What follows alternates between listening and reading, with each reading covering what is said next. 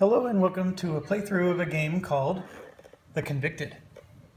The Convicted is a 1 to 4 player co-op game where you play as a convict who committed some sort of crime, and the king is willing to exonerate you for your crime if you're willing to go to a settlement or a foreign land that there's an outpost and build that outpost up and defend it in the name of the king, and if you were able to do so, then you will earn your freedom. So we are a group of convicts that are here to do that. Now, the thematics of the game ends there. There's really not much more thematically you need to worry about. This game is pure tower defense, classic tower defense.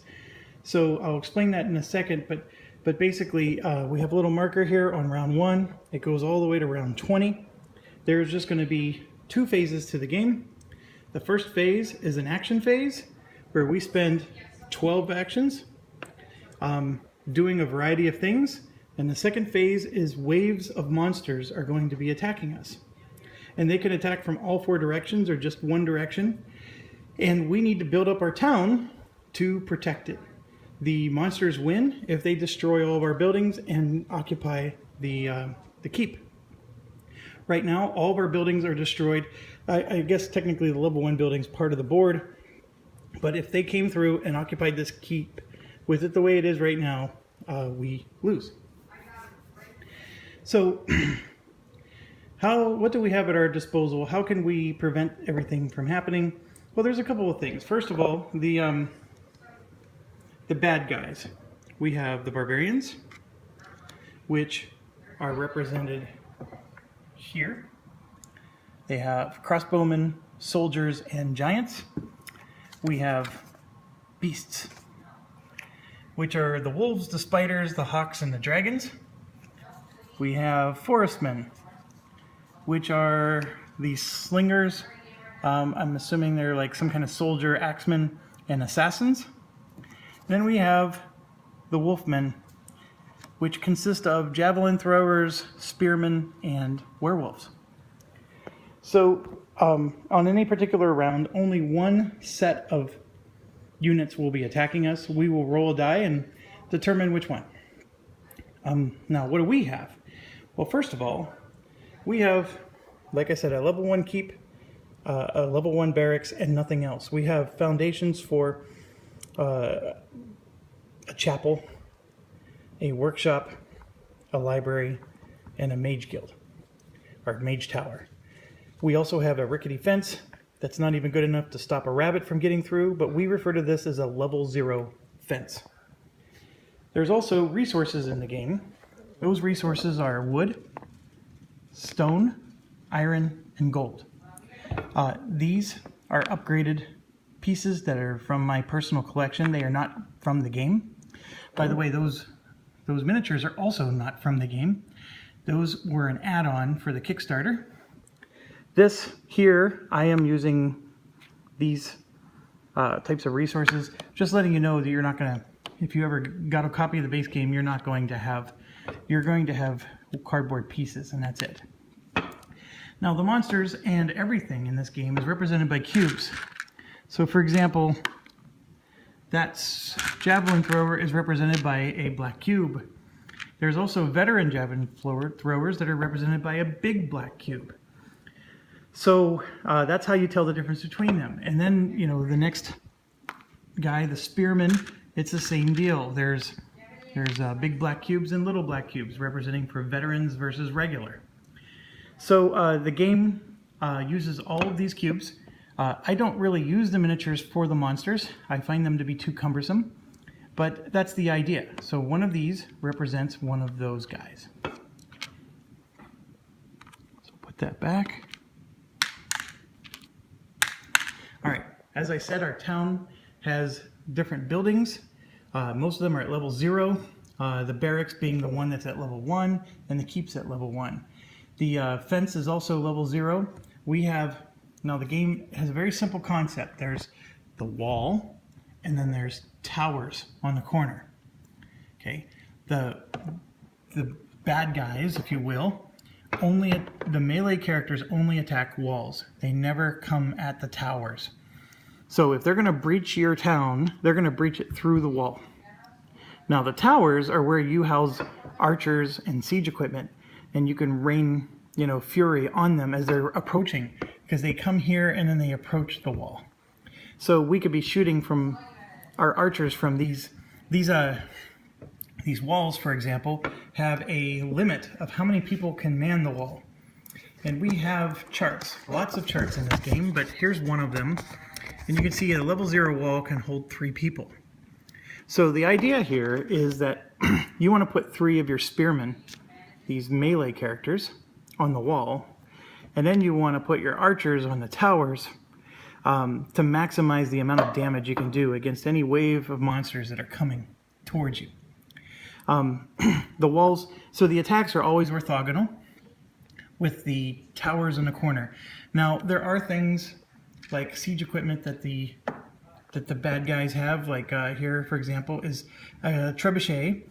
They will attack the walls and not the people, and they can destroy the walls or the towers and things of that nature as part of their attack. So those are advanced things that we get into as the waves go on. We will not be seeing them in the first couple of waves. It takes a while before the enemies organize enough to have siege equipment like that. Okay, so you got to sneak peek at some of our troops. We have, as I pointed out, the spearmen, and we start the game with the spearmen. That's the only one we have access to at the start. We eventually get archers, infantry, crossbowmen, heavy infantry, and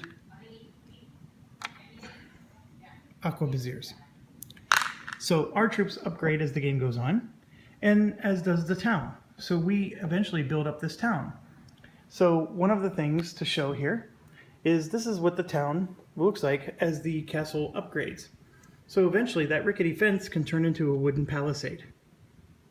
And that wooden palisade can turn into a brick wall. The brick wall, combined with some iron, can produce a more improved brick wall. And then eventually you can build a level 4. I'm not even going to try to keep naming these. So a more advanced wall. And then ultimately, with some gold, you can get some precious materials and build a level 5 castle. So the castle has 5 levels to it.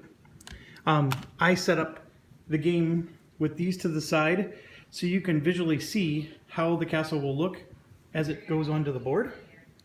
And also there are buildings. So here's our chapel, the barracks, the mage guild, the library, the workshop, and the barracks.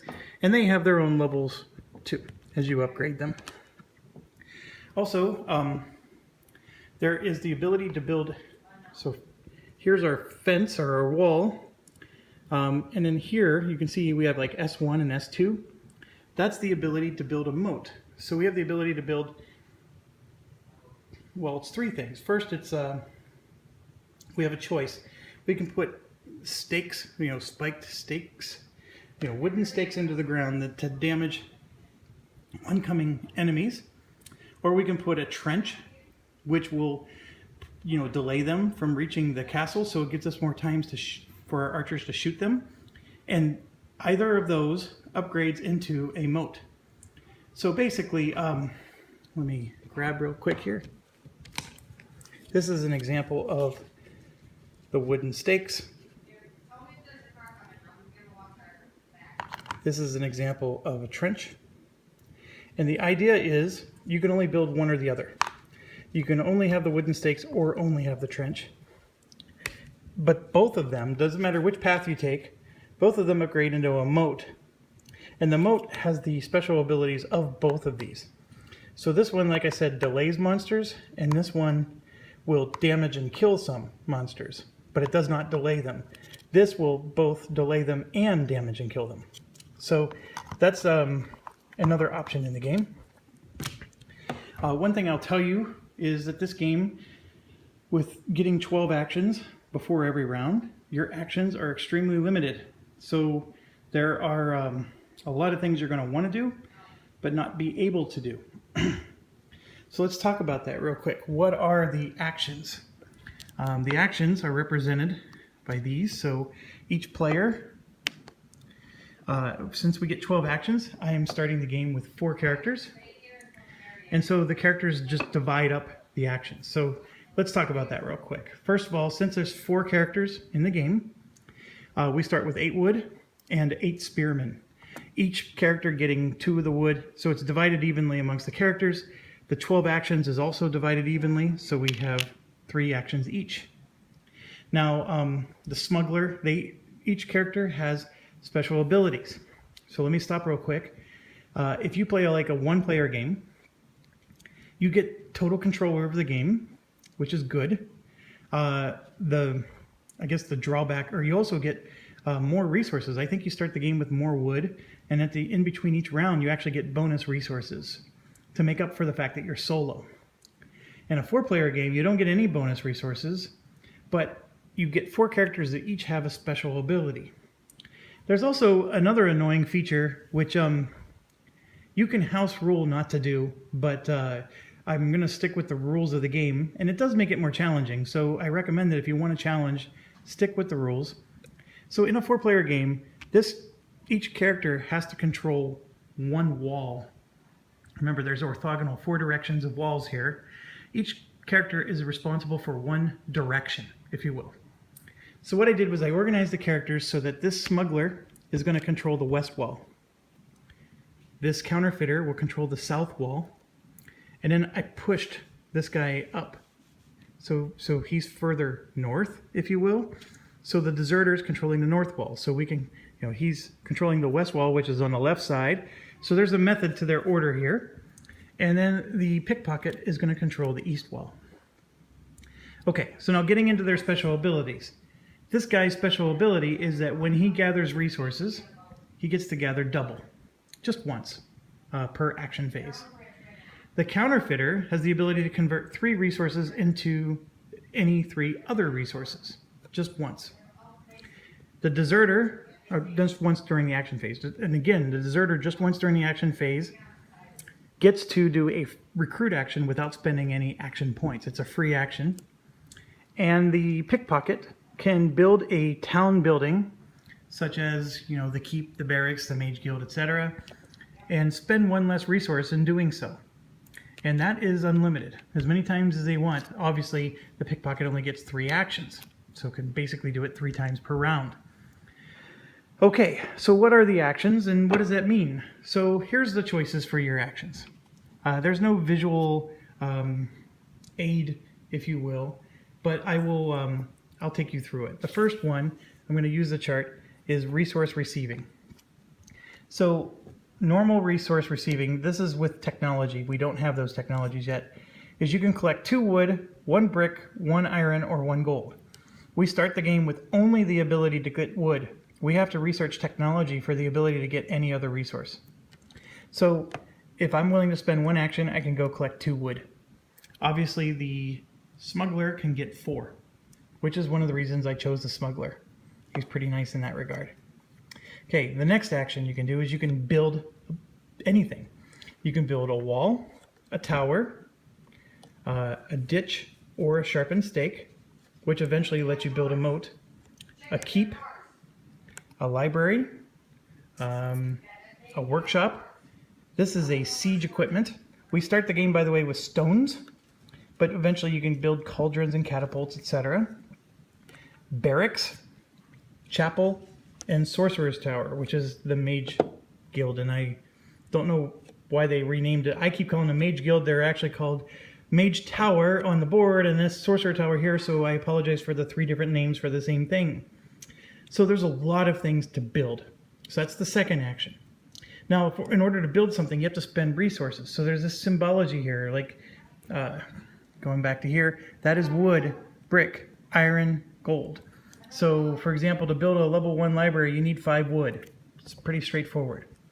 Next is recruiting. You can recruit 1 and only 1 soldier per action. So if I want to recruit another spearman, I have to spend 1 wood. Pretty simple. All right, so we did resource receiving, build, repair, I'm sorry, no, build, recruit. What other actions are there? It'll come to me, but I think that's the primary actions you get in the game. Oh, research a technology. So once I have a level 1 library, I will have things, technology, like the ability to make cauldrons, or the ability, after the invention of fortifications, it's possible to build wooden walls and towers. So I cannot build a level 1 wall or tower unless I research fortifications. It costs an action. So once the level 1 library is built, these will be available, and then it's just one action to research it. And for example, a level 1 library has 4 technologies it unlocks. So you're going to spend one action to build the library. You'll probably spend another action just to get the resources necessary to build the library. And then you'll have to spend 4 more for a total of 6 actions just to be able to research everything that library has to offer. But so you can see real quick how those actions can burn up fast. But that's the idea of the game. Now, there's some free actions. One free action is I can take any number of resources and just give them to someone else. That's a free action. The next free action is I can repair walls, which I'm not going to get into, but right now all the walls are level 0. If eventually I have, let's say, a level 4 wall, the enemy can use trebuchets or whatever to damage the walls. So then we would have to pay to repair them.